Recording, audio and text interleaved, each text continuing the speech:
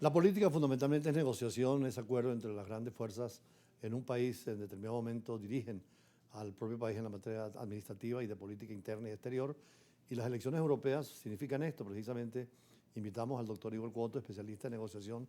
y profesor universitario, sobre el tema de la necesidad de negociar en todos los niveles. Sobre todo vemos que en el Parlamento Europeo son fuerzas de izquierda, de derecha, de centro, de extremismo inclusive, pero negocian y llegan a acuerdos para poder gobernar Europa. Sí, y ahora, pero sin duda alguna, las mayorías terminan marcando la agenda. Creo que ahora en Europa, con este cambio hacia la derecha, que vamos a ver en el Parlamento, parte de la agenda va a cambiar o se va a modificar o se va a adaptar más a los intereses que tienen o la visión que tienen estos partidos. Como usted bien dice, lo que sí dejó muy en claro la presidenta del Parlamento Europeo fue la necesidad de negociar para evitar que los partidos de extrema derecha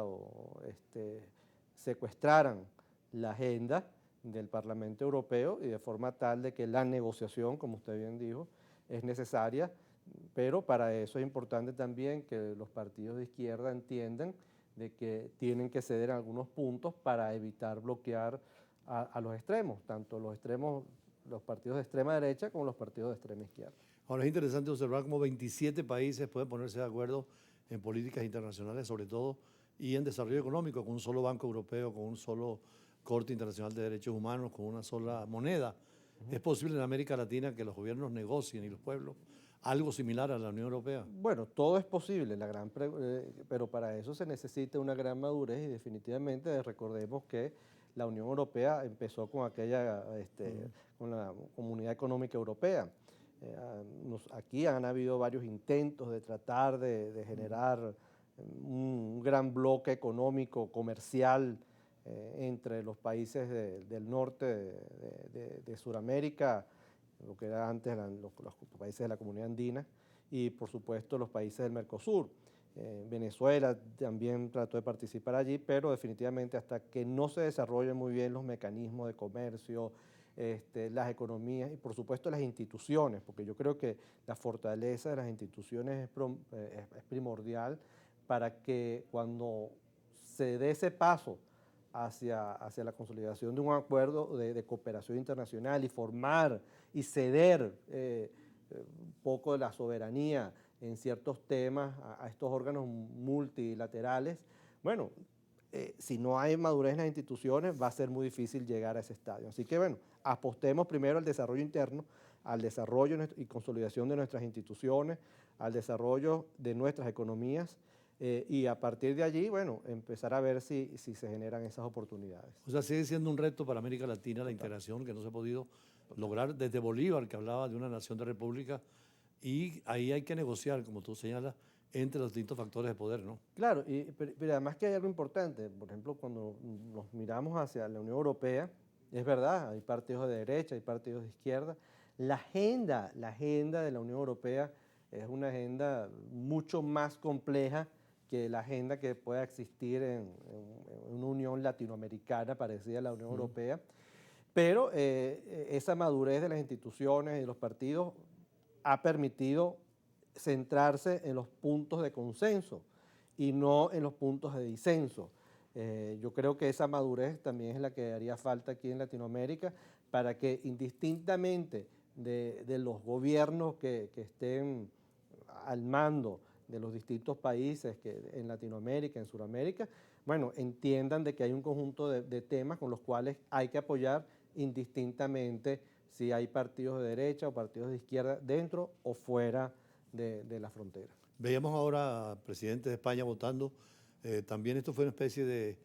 referéndum a los países para ver si estaban de acuerdo con su política en razón de cuántos miembros iban a llevar a Bruselas. Italia, por ejemplo, el primer ministro se fortaleció, mientras que en España hubo problemas porque el Partido Popular llega de primera fuerza, o en Bélgica la renuncia, o en Francia, lo que hemos dicho de Macron, ante el temor de la derecha extrema de convocar elecciones anticipadas. Claro, y lo interesante, por ejemplo, no solamente que Macron ya lo hizo ver, sino que ya empezaron las negociaciones con partidos políticos like-minders, de forma tal de ver cómo se genera un frente amplio ante la derecha en Francia y evitar que la derecha, los partidos de derecha y principalmente Le Pen, bueno, pueda acceder al poder en Francia. Pero bueno, es parte, yo creo que estas elecciones en Europa ha permitido, como por ejemplo en Francia, la necesidad de un reacomodo. Y yo creo que los actores políticos y los líderes políticos, en este caso Macron, lo que está entendiendo es el mensaje y la necesidad de construir puentes a posibles aliados y evitar así que sus contrincantes políticos, ideológicos, por supuesto, bueno, tomen entonces la posesión y el control del poder político de Francia en unas futuras elecciones. Alguien decía que había que hacer puentes, como tú señalas, y evitar los muros, pero pareciera que los muros funcionan en Europa por el problema de la migración, determina mucho esa línea de derecha, ¿no?, contra los migrantes extranjeros. Sí, bueno, el tema migratorio se ha convertido en un gran tema. Creo que ha sido excesivamente politizado, creo que hay un mal manejo de lo que se debe entender como el debido trato político a estos movimientos migratorios. Debemos recordar que Europa tiene o es sede de una gran migración por parte de los países del norte de África, ¿no?, principalmente de países incluso árabes y musulmanes. Entonces, bueno, vemos cómo hay una inmensa preocupación en toda Europa, en toda Europa. Lo grave de todo esto es que los partidos de derecha y conservadores son los que tienen, bueno, tal vez la retórica mucho más clara sobre lo que piensa la gente sobre estas migraciones no controladas e ilegales en Europa.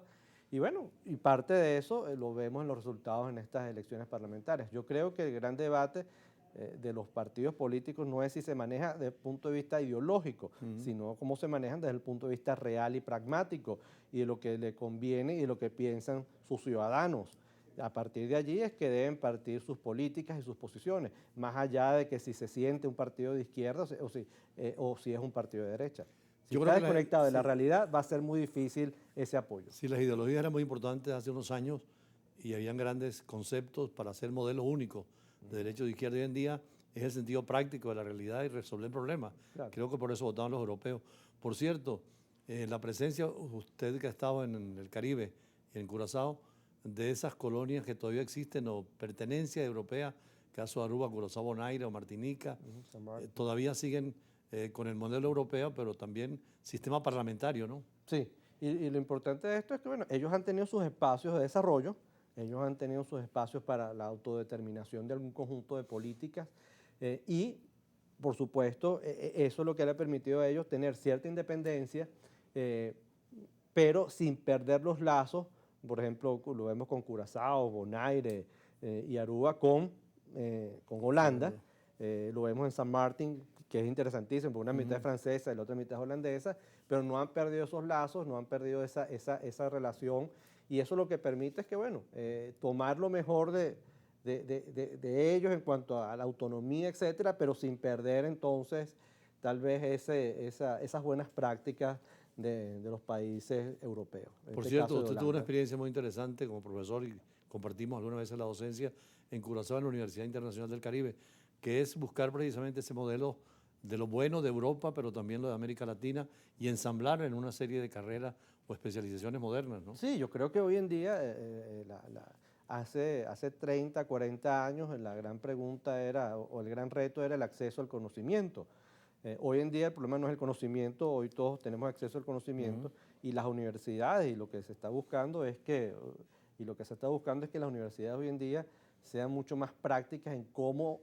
poner en práctica ese conocimiento en ciertas y determinadas áreas. Bueno, yo creo que el área, por ejemplo, en las áreas científicas, la evolución de los temas es cada vez mayor, y el que no entendamos la necesidad de plegarnos a estos nuevos desarrollos en materia científica no va a permitir de que las universidades crezcan, y si las universidades no crecen, por supuesto, el recurso humano de los países tampoco va a evolucionar, y por supuesto va a empezar ese gran rezago entre lo que son los países desarrollados y los países en vías de desarrollo. ¿Igor Cuoto sigue representando a negociaciones de instituciones internacionales? Bueno, seguimos muy vinculados con el programa de negociación de la Universidad de Harvard. 2 veces al año tenemos la oportunidad de organizar unos eventos, unos workshops de negociación en la Universidad de Harvard con profesores como Gary Oren, James Sabinius, el cual, bueno, ellos comparten las mejores prácticas de negociación en varios y diversos temas, que yo creo que al final lo interesante de escuchar a estos profesores en Harvard no es solamente la teoría, porque además desarrollan teoría gracias a sus investigaciones, gracias a su práctica, sino a escuchar sus vivencias, que van desde negociaciones como las de Camp David hasta negociaciones mucho más recientes, como la que podemos ver entre Israel, Qatar y el grupo Hamas por el tema de la liberación de los rehenes. Por cierto, esta tarde tenemos no escuchar profesores, sino también alumnos. Una hija suya que es también modelo en las Naciones Unidas, que han participado en los debates. La vamos a tener como entrevistada excepcionalmente. Pero es interesante cómo también estas nuevas generaciones ya vienen con unos criterios distintos y con una formación diferente, pero para resolver problemas y retos actuales. Sí, sí, yo creo que es importante que estas nuevas generaciones tengan la mayor cantidad de herramientas posible, porque de esa misma medida que tengan